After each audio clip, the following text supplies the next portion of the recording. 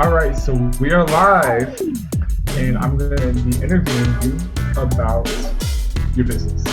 So, first question I have is, who is responsible for the budgeting process? Me and my business partner, but we both do it, both handle it. Okay. So, what policies are associated with the budgetary decision making within that organization? It depends. When it comes to budgeting for like let's say promotions, that we only spend a third of what we're gonna actually profit on promotions, that type of thing. Okay. Or we're gonna always put a certain amount of money of profit aside for rebuy. So rebuying capital, which is our products. Or for rent. You know, our rent is a fixed rate every month, so we know we got to set aside that much for rent, and we're going to set aside. And for advertising for our business, the policy is if the ad pays for itself, then you do another one. So if I spend $200 on an ad, and that gets us X amount of clients that pays for that ad, then I'm going to redo that ad. If not, done. Okay. Good. So how often is this budget revised? Monthly. Monthly. Okay. Do all employees have access to this budget information? Nope. And why is that? Because we don't have any employees. Okay. So how are the budget figures derived from year to year? Well, I've only been doing this for 1 year, so I don't really have much, and the business has grown. Let's see, we've grown by 1,000% in this past year, so our budget has grown. I can say that. How about that? Okay. What do you believe are the three most important facets associated with the budget process? The three most important facets associated with the budget process. Step one is bookkeeping. So record keeping, I should say, keeping a record of everything, ins and outs. Step two, don't end up upside down. And step three, don't end up upside down. Those three things. Fair enough. So ultimately, who in the organization must be accountable for this budgeting process? Me. And why do you feel like you're responsible for it?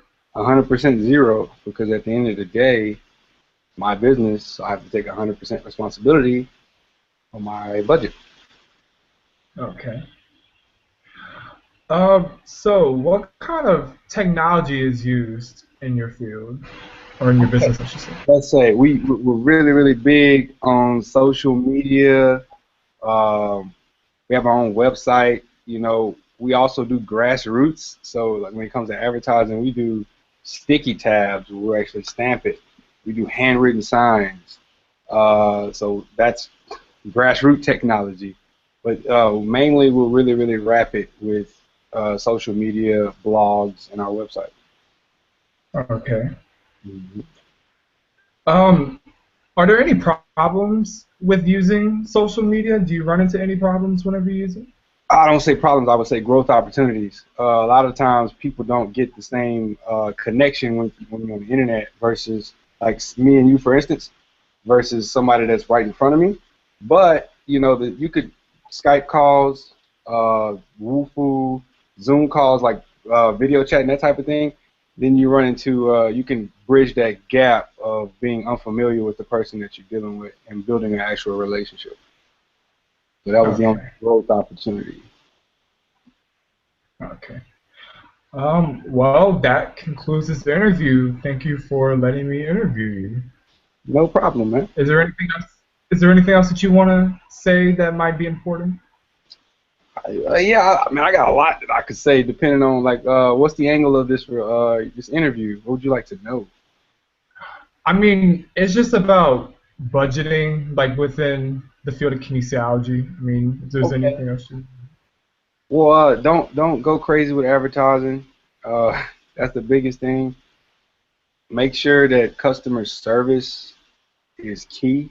because you provide a service to your people, and it's all about the relationship. If you care more about their people than what you're actually making for them, then everything's going to be good. And as far as budgeting goes, it really doesn't take a genius to write down your expenses. Keep a really tight hold on your expenses, because $1, $2, $5, $100, that adds up.